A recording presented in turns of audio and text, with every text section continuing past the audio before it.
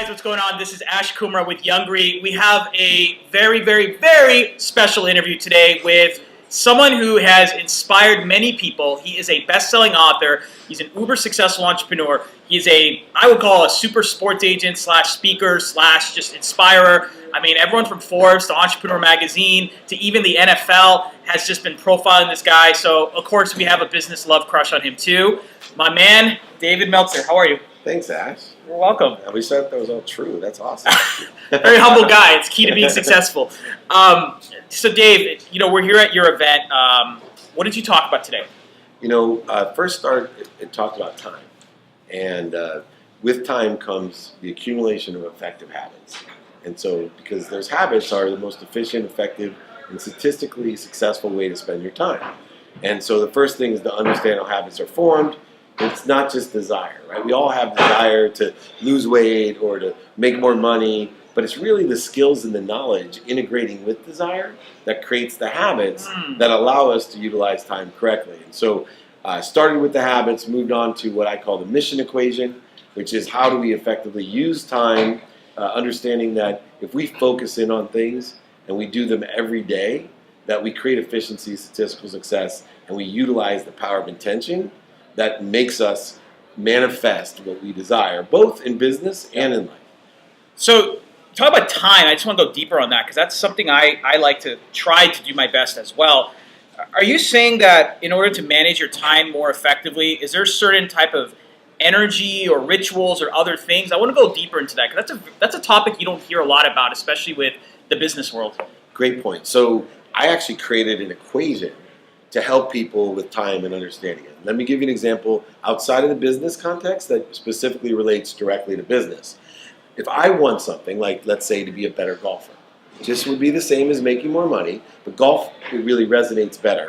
I specifically put time every day onto golf, meaning I have an equation that says I want to be a better golfer. I'm going to spend 30 minutes a day, so that's 30 over 60 minutes over 24 hours, times the efficiency and statistical success of doing it every day, to the A power, which the A power is focus. So let me tell you how the math works. I promise you that if we both want to be better golfers, I can, with 3.5 hour time a week, 30 minutes a day, I will be 10 times the golfer as you if you spend 5 hours playing golf in the weekend. So if I do it efficiently, effectively, and statistically successful with the power of intention, the right energy, and I focus every single day, 30 minutes. Maybe I have a golf pro. I have a putting lesson, a chipping lesson, all the different areas. But my time is spent much differently than you playing 5 hours a week. Yeah. I'm only practicing 3.5 hours a week, 30 minutes a day, and it has to be every day. I will be 10 times as successful. You may actually be worse after a year at playing golf by just playing 5 hours a week. And I, without a doubt, will be exponentially better, and it's statistically proven by the score or average scores that I'll produce. The same thing in business, or the same thing in a relationship, is that if I focus, I use my mom as an example. Everybody laughed today, but I said, it's funny because I struggle with being, pulled in different directions. My mom is one of the most important people in my life. So I said, well, what if I dedicated 1 minute a day to my mom? 1 minute, so that means I either call her or I text her, but I put that efficient statistical success and focus on my relationship with my mom. And my mom and I, our relationship has flourished and exponentially grown. And sometimes all I'm doing, sorry, this is on camera, but is copying and pasting a text from a week ago saying, hey mom, I miss you, I love you, I'm thinking of you, and I put it in. So I'm not even spending the whole minute, but I'm doing it every day. And if you reverse engineer that and say to yourself, what if someone paid attention to me for 1 minute a day, every day of my life?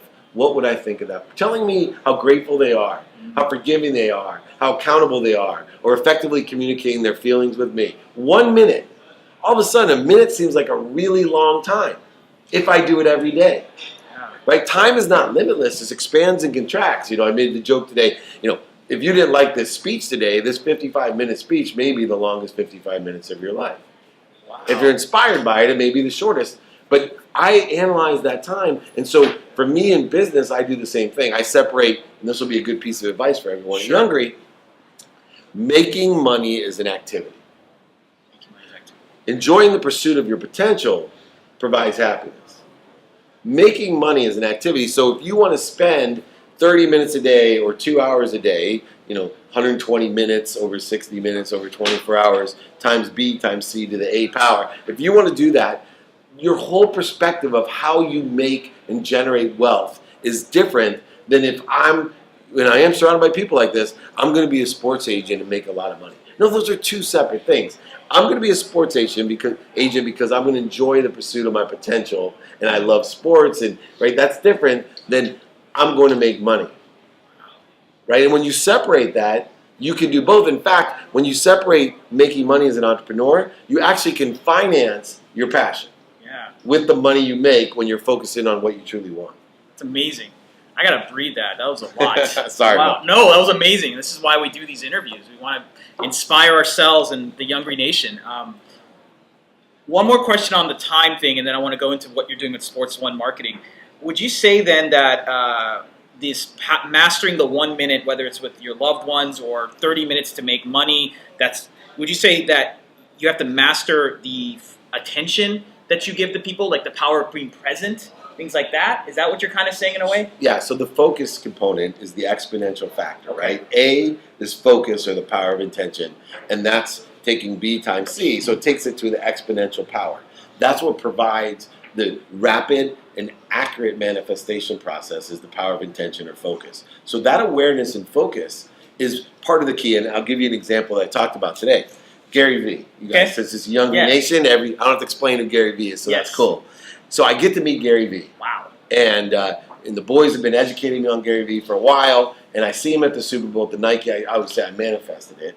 Right? There he is. And the cool thing about Gary Vee is within the first 30 minutes of meeting Gary Vee, he must have said 10 times, I'm going to buy the Jets. Right? I'm going to buy the Jets. I'm going to buy the Jets. I'm going to own the Jets someday. Every story kind of concluded into every lesson he was teaching me. He's faster than I am even, right? So we're moving and we're finishing each other's sentences and thoughts, and it all ends with, yeah, but of course I'm going to own the Jets, right? Whether it's a sports agency, the media company, the social media networking that he does, it all relates back to I'm going to own the Jets. That's the A power.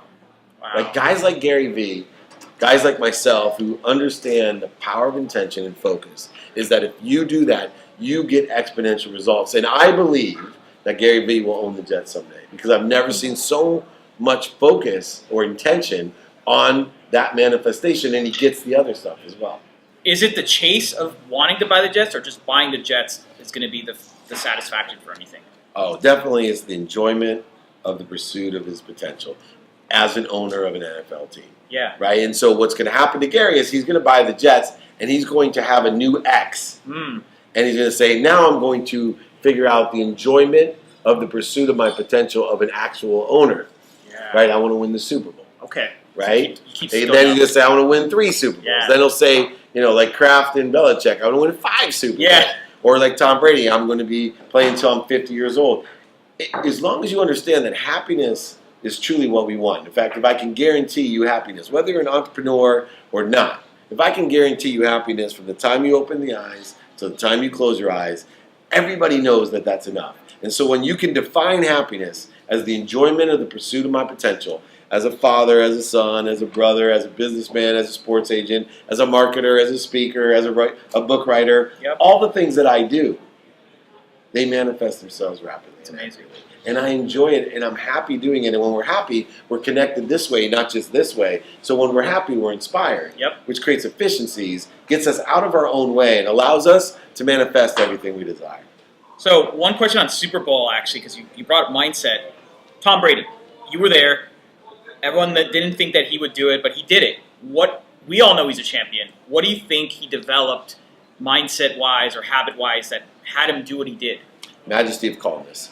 So what he has is he has put out all the energy beforehand so that although everyone else was thinking impossibilities, he was thinking possibilities and probabilities. Okay. Right? So if you're a type of person when challenges arise, shortages, voids, and obstacles have manifested themselves, and you take accountability and say to yourself, all right, what have I done to attract this? Now, what am I supposed to learn from that? And you do that in a microsecond, and you do that on a daily basis. And from the time that you weren't drafted where you were supposed to be drafted, where you go up to Mr. Kraft and tell him you've just made the best choice of your entire life, to move on to all the Super Bowls, failures and successes that you have. There is a glimmer in certain athletes' eyes. You know, David Ortiz is one that comes to mind, that sometimes he walks up to bat and I see something in his eyes and I say, he's going to hit a home run. I did see the same exact thing. I was blessed to be on the 16th hole when Tiger Woods chipped in the Nike shot and the ball fell in. He was walking up. It looked like he was going to lose his stroke to Trevor Immerman, and Phil Mickelson at the time. And everyone else around me is kind of talking trash about Tiger and how he's choked because everybody else was on the green and he's over here to the left side of the green. And I looked into his eyes. I'm right on the front. The ball landed maybe 6 feet in front of me. And if you catch the commercials or the posters, you'll actually see me there in my shirt. It's like the biggest non-fame I have. But he literally, we just caught eyes. And I looked at him and I just said, holy shit, he's going to stick this. And that's the way. I looked on the TV when Tom Brady was jogging back and he needed 2 touchdowns and 2 two-point conversions, and I turned to my wife and I said, oh, this is over. It's going to overtime. She said, what? I go, stay here. Because she was done, right? Yeah. Sunday, we had come back, done. Did not want to see it. Stay here.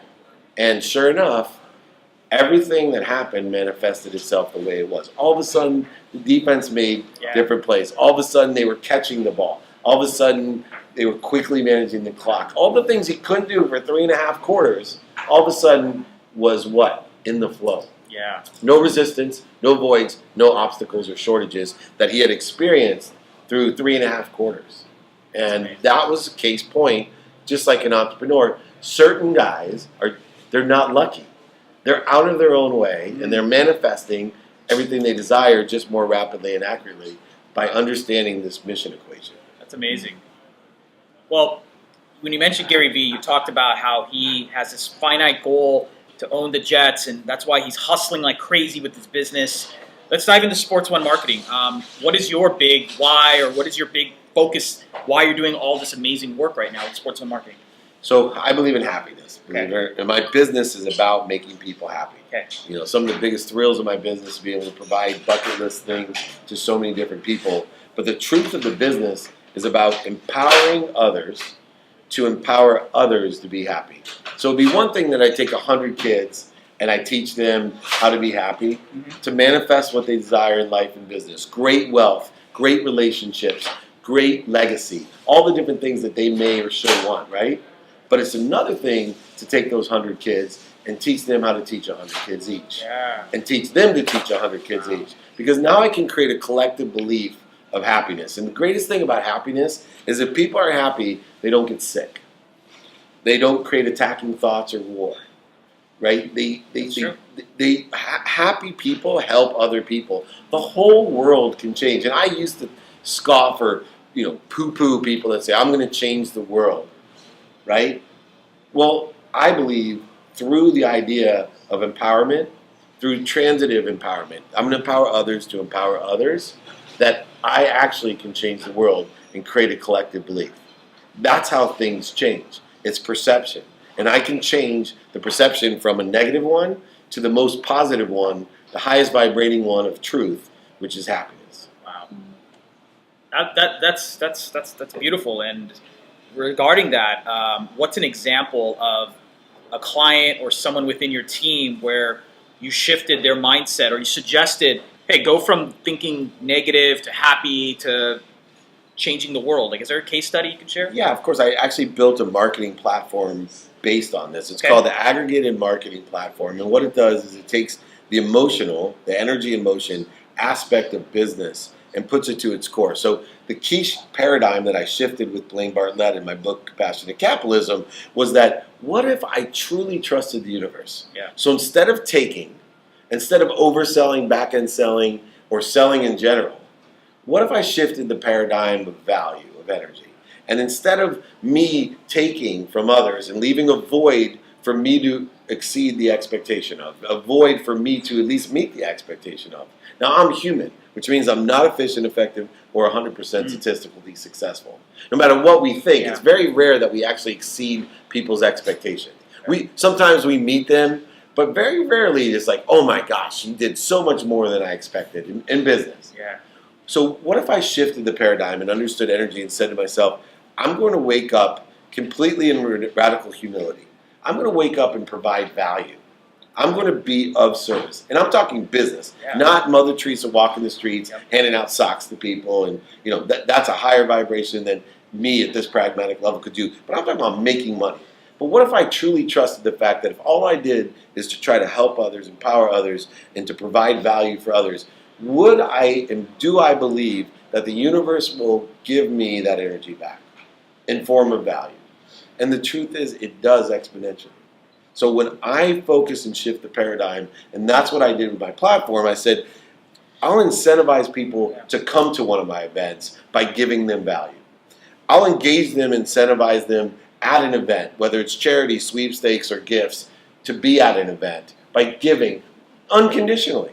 And then also thank them for coming to an event unconditionally. And not only will I get value out of it, but all the sponsors will get value, all the patrons will get value, all the media will get value, everybody will get value because I'm unconditionally shifting the paradigm of energy and taking myself out of my own way and trusting the fact that every day, through the mission equation, every single day, not once a week, 5 hours a week on a Saturday am I volunteering at a soup kitchen. Because that has the same effect on my life golf game as playing golf 5 hours a day on a Saturday. I will kick your ass.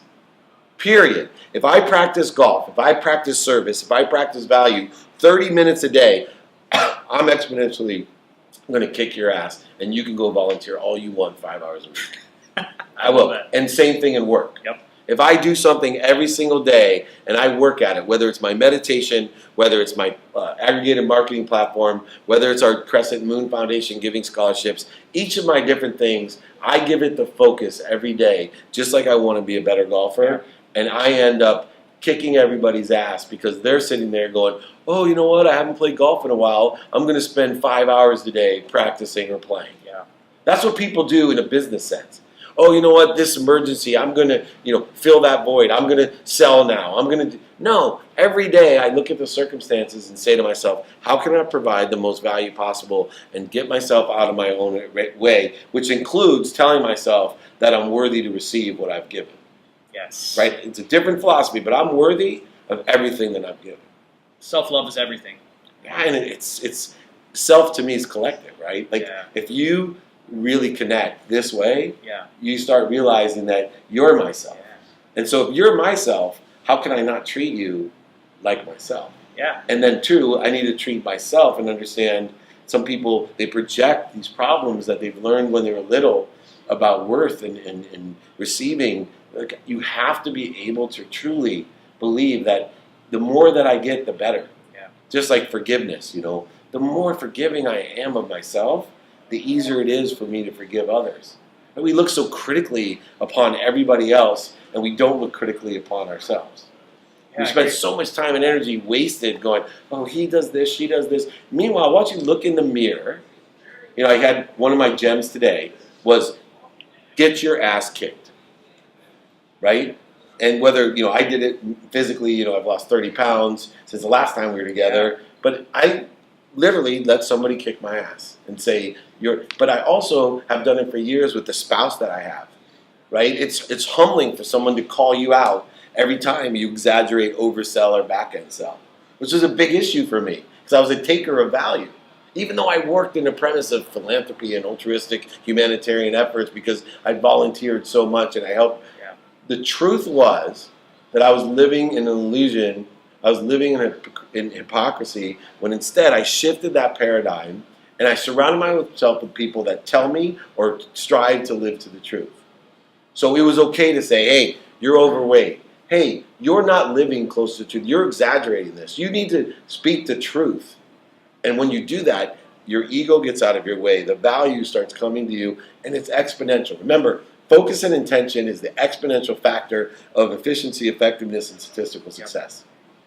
Yep. That's what provides the 10 times better golfer, or the extraordinary wealth, or the great relationship, the marriage, the children that actually respect and listen to you 50% of the time, because I have teenage girls. That's a miracle, by the way, 50% of the time.